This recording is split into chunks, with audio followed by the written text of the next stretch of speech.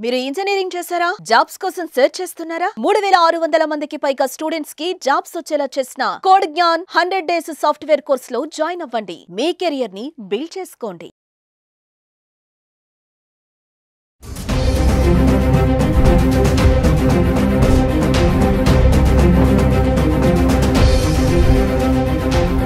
Hi hello నమస్తే, welcome back to Suman TV. ప్రస్తుతం మనతో పాటు ఉన్నారు consumer welfare committee chairman Mandari Krishna Reddy garu. నమస్తే సార్. నమస్తే అమ్మా. సార్, మరి గోల్డ్ బంగారం ధరలు ఒకేసారి అమాంతంగా పడిపోయాయి, తగ్గిపోతుంది బంగారం. చాలా మందికి ఇది గుడ్ న్యూస్ అని అనుకోవాలి. మరి ఒకేసారి 1,00,000 వరకు వెళ్తుంది అనుకున్న బంగారం ధర 91 నుంచి ఈరోజు 89 వరకు వచ్చేసింది దాదాపు. ఎందుకు ఇలా పడిపోతుంది అంటారు బంగారం ధరలు? మనకు గోల్డ్ పెరగడానికి కానీ తగ్గడానికి కానీ 3 ముఖ్యమైన విషయాలు మనకు ఆధారపడి ఉన్నాయి. ఒకటి, మనకు స్టాక్ మార్కెట్లో ఫ్లక్చువేషన్స్ను బట్టి కూడా గోల్డ్ రేటు పెరగడానికి పాసిబిలిటీస్ ఎక్కువ ఉంటాయి. అంటే స్టాక్ మార్కెట్ స్థిరంగా ఉన్నప్పుడు గోల్డ్ రేటు తగ్గుతాయి. ఎందుకంటే అందరు పెట్టుబడులంతా కూడా స్టాక్ మార్కెట్ మీద పెట్టడం మొదలు పెడతారు. స్థిరంగా ఉన్నవి పడిపోవడం లేదు, పెరుగుతున్నాయి. స్టాక్ మార్కెట్ రోజు రోజుకు పెరుగుతుంది అంటే కొన్న స్టాకు వాల్యూ పెరుగుతుంది. వాల్యూ పెరిగినప్పుడు ఇంకా ఇన్వెస్ట్ చేయడానికి ప్రయత్నం చేస్తాడు, నమ్మకం పెరుగుతుంది. సో అలాగే ఇన్వెస్ట్మెంట్ పెరిగిపోతుంది కాబట్టి ఇన్వెస్ట్మెంట్ అంతా అటువైపు వెళ్ళిపోతుంది. అంటే స్టాక్ మార్కెట్లో ఫ్లక్చువేషన్ లేకుండా స్థిరంగా ఉన్నప్పుడు పెరుగుతున్న దశ మనకు ఎక్కువ కనబడి ప్రతిరోజు పెరుగుదల కనపడినప్పుడు, లేదా వారంలో ఎక్కువ రోజులు పెరుగుదల కనపడినప్పుడు, మొత్తం మీద యావరేజ్గా మంత్లో కానీ సంవత్సరంలో కానీ ఎక్కువ పెరుగుదలకు అవకాశాలు కనపడినప్పుడు అటువైపు డబ్బు ఎక్కువగా ఇన్వెస్ట్ చేస్తారు. కాబట్టి గోల్డ్ మీద తక్కువ ఇన్వెస్ట్ చేస్తారు. గోల్డ్ ఎక్కువ కొనరు కాబట్టి ఆటోమేటిక్గా డిమాండ్ అండ్ సప్లై, డిమాండ్ తక్కువ ఉన్నప్పుడు సప్లై ఆటోమేటిక్గా పెరుగుతుంది. కాబట్టి ఆటోమేటిక్గా రేటు తగ్గే అవకాశాలు ఎక్కువ కనబడతాయి. రెండోది, భూమి మీద పెట్టుబడి పెట్టడం ఎక్కువైనప్పుడు కూడా, స్థిరాస్తుల మీద పెట్టుబడి పెట్టినప్పుడు కూడా ఎక్కువగా తగ్గే అవకాశాలు ఉంటాయి. అంటే గోల్డ్ వైపు ఎక్కువ చూడరు, ఎక్కువ స్థిరాస్తుల మీదకి వెళ్తారు. స్థిరాస్తుల్లో ఈ మధ్య ఫ్లక్చువేషన్ రావడానికి ఒక ముఖ్యమైన తీర్పు, సుప్రీంకోర్టు తీర్పు దీనికి ఉపాదానంగా చెప్పుకోవచ్చు. కొన్ని నెలల క్రితం, ఒక నెల నుంచి అంతకుముందు సుప్రీంకోర్టు ఒక గొప్ప తీర్పు, ఒక రియల్ ఎస్టేట్ మరుపు ఒక తీర్పు చెప్పింది. ఏమిటా తీర్పు అంటే, ఏదైనా ఒక ప్రాపర్టీని మనం కొనడానికి ఒక అగ్రిమెంట్ చేసుకోవడం, ఒక ఒప్పందం ఎంఓయూ చేసుకోవడం కానీ, లేకపోతే అగ్రిమెంట్ చేసుకోవడం కానీ, లేదా అది రిజిస్టర్డ్ కానీ అన్రిజిస్టర్డ్ కానీ ఒక స్టాంప్ పేపర్ల మీద రాసుకొని, నేను ఈ స్థిరాస్తి కొనదలుచుకున్నాను, మొత్తం డబ్బు నేను ఇప్పుడు ఇవ్వలేకపోతున్నాను, దీంట్లో 10%, 20%, 30%, 50% ఎంతో కొంత పర్సెంటేజ్ ఇప్పుడు నేను పే చేస్తున్నాను. ఈ పే చేసిన డబ్బు కాక మిగిలిన డబ్బుని నేను ఇన్ని నెలల్లో, ఇన్ని సంవత్సరాల్లో, లేకపోతే ఇంత టైం లోపల నేను ఇస్తానని చెప్పి వాళ్ళు ఒక ఒప్పంద పత్రం రాసుకుంటారు. ఈ ఒప్పంద పత్రం రాసుకున్న తర్వాత ఇతను ఆ చెప్పిన టైంలో డబ్బులు చెల్లించే కాలం ఆ భూమి మీద ఇతనికి ఒక హోల్డింగ్ ఉండేది గతం లోపల. అంటే భూమి అతను వేరే వాళ్ళకి అమ్మడానికి వీల్లేదు. అతను విట్నెస్లతో సహా అతను రాసినటువంటి ఏదైతే అగ్రిమెంట్ ఉందో ఆ ఒప్పంద పత్రానికి అతను కట్టుబడి ఉండాలి. అవతల ల్యాండ్ ఓనర్ ఎవరున్నారో వాళ్ళు కట్టుబడి ఉండాలి. కొనుక్కునే వాళ్ళు కూడా ఇన్ టైంలో, నిర్ణీత టైంలో వాళ్ళకి డబ్బు చెల్లించి వాళ్ళు తీసుకొని కంప్లీట్ చేసుకొని బయటపడేది. మొత్తం అంత డబ్బు పూర్తి చేసుకొని రిజిస్ట్రేషన్ చేసుకొని తనదనిపించుకునేవాడు ల్యాండ్ని, ఆ ల్యాండ్ కానీ లేకపోతే ఆ ప్రాపర్టీస్ కానీ తనదనిపించుకునేవాడు. ఇప్పుడు కొత్తగా వచ్చిన ఈ జడ్జిమెంట్ ప్రకారం ఏమవుతుందంటే, ఓన్లీ సేల్ డీడ్ చేసుకున్న వాడికి మాత్రమే భూమి మీద హక్కు ఉంటుంది.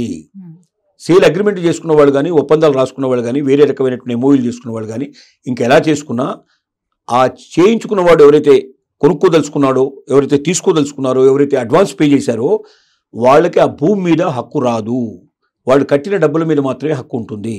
అంటే వాళ్ళు ఎవరికైనా అమ్ముకున్న అవతల వాడు ఈ ప్రామిస్ చేసి ఇక్కడ ఈ భూమి ఇవ్వకుండా వేరే వాడికి అమ్ముకున్నా, లేకపోతే అది తను సొంతానికి ఉంచుకోదలుచుకుని నేను అమ్మదలుచుకోలేదని చెప్పినా, దాని లోపల భూమి మీద నాకు హక్కు ఉంది, నా భూమి నాదే అని చెప్పి కోర్టులకు వెళ్ళినా సుప్రీంకోర్టు జడ్జిమెంట్ ప్రకారంగా నీకు ఆ భూమి మీద హక్కు రావడం లేదు, నీకు ఆ ప్రాపర్టీ మీద హక్కు రావడం లేదు. నువ్వు కట్టిన డబ్బు మాత్రం మీద నీకు డెఫినెట్గా హక్కు ఉంటుంది. దానికి రూపాయన్నర వడ్డీయో వాళ్ళు లేటుని బట్టి, పరిస్థితిని బట్టి డబ్బు ఇవ్వమని, ఆ అసలు డబ్బు ప్లస్ వడ్డీ డబ్బులు కలిపి చెల్లించమని చెప్పి తీర్పులు ఇచ్చే అవకాశాలు ఉన్నాయి. ఇది మొత్తం భారతదేశంలో ఉండేటువంటి రియల్ ఎస్టేట్ రంగాన్ని ఒక పెద్ద కుదుపు కుదుపుతుంది. చాలామంది ఏమనుకుంటున్నారంటే, తెలంగాణ లోపల మనకు ఇప్పుడు సర్కారు అంటే ప్రభుత్వాలు మారిపోయిన తర్వాత రియల్ ఎస్టేట్లో చేంజెస్ వచ్చాయి, రియల్ ఎస్టేట్ పూర్తిగా తగ్గిపోయింది.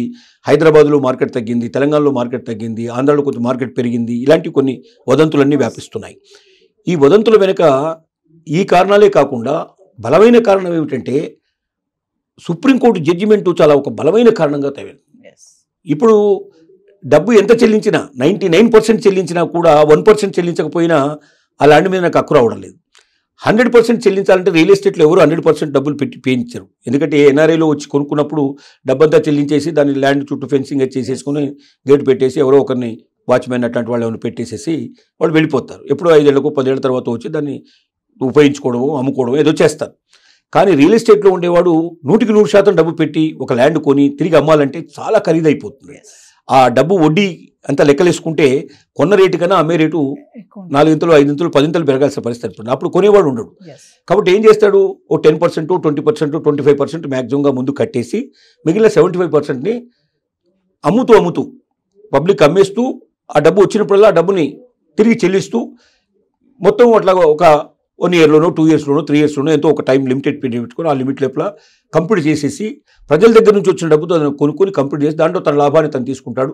ఆ రకంగా అవతల వాడికి భూమి ఉన్న వాళ్ళకి ఆ రైతుకి డబ్బులు పే చేస్తాడు, తను కూడా దానిలో లాభపడతాడు, రైతు కూడా లాభం చేసే ప్రయత్నం చేస్తాడు. ఇది రియల్ ఎస్టేట్లో జరిగేటువంటి వ్యవహారం. మరి ఇప్పుడు సుప్రీంకోర్టు ఇచ్చిన జడ్జిమెంట్ ప్రకారంగా అడ్వాన్స్ కట్టిన వాడికి భూమి మీద హక్కు లేనప్పుడు అడ్వాన్స్ కట్టడానికి భయపడుతున్నాడు, ముందుకు రాలేని పరిస్థితి ఏర్పడింది. దానివల్లనే అనేక ఒప్పంద పత్రాలు ఆగిపోయినాయి. అంటే ల్యాండ్ అగ్రిమెంట్ చేసుకోవడానికి వెనకాడే పరిస్థితి ఏర్పడుతుంది. ఈ వెనకాడడం వల్ల ఏమైందంటే రియల్ ఎస్టేట్ కుదేలయ్యే పరిస్థితి ఏర్పడుతుంది. ఈ రియల్ ఎస్టేట్ కుదేయడం వల్ల కూడా బంగారం మీద పెట్టుబడులు పెట్టడానికి ఇంట్రెస్ట్ చూపించిన పరిస్థితి. అంటే బంగారం మీద పెట్టాలి వాస్తవం కాక రియల్ ఎస్టేట్ కుదేయలేకుండా.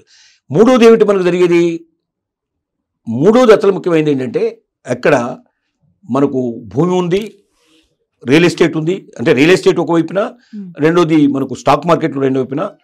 ఇప్పుడు మూడోది మనకి ఏం చెప్తున్నా కనబడుతుందంటే ట్రంప్కు సంబంధించినటువంటి మనకు వివాదం ఒకటి కనబడుతుంది. అంటే డాలర్ ఇక్కడ విషయం.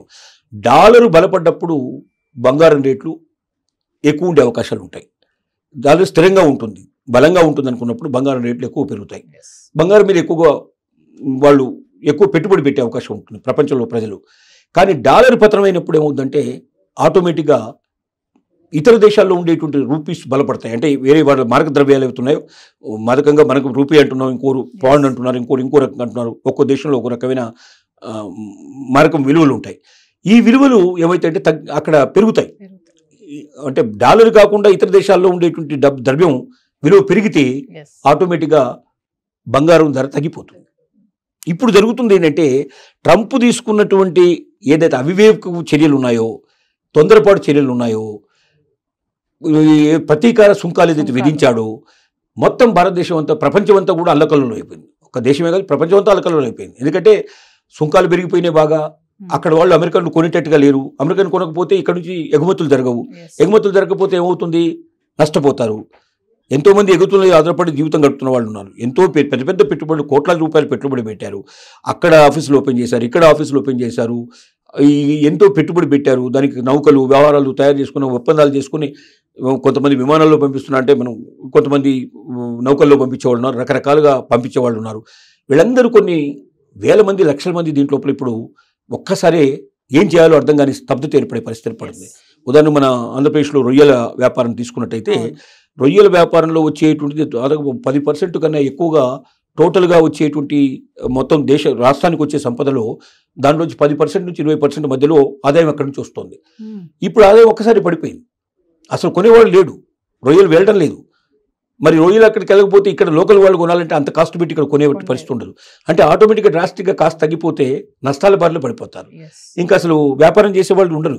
ఇలా అనేక రకాల ప్రయత్నం. దీనివల్ల ఇప్పుడు గోల్డ్ రేటు ప్రస్తుతానికి డాలరు ఫ్లక్చువేట్ అవుతుంది కాబట్టి, డాలర్ స్థిరంగా ఉండట్లేదు కాబట్టి, డాలరు కొద్దిగా తగ్గిపోతుంది కాబట్టి, డాలర్ విలువ తగ్గిపోతుంది కాబట్టి గోల్డ్ రేటు తగ్గిపోతుంది. మళ్ళీ డాలర్ ఒకవేళ ఇప్పుడు అంటున్నారు ట్రంప్లో మార్పు వస్తుందని, ట్రంప్ ఈ వారం 15 రోజులు ఒక డెసిషన్ తీసుకోవచ్చని, కొన్ని సుంకాలు రద్దు చేయొచ్చని, కొన్ని దేశాలు మినాయించవచ్చని రకరకాల వార్తలు వస్తున్నాయి. Thank you sir.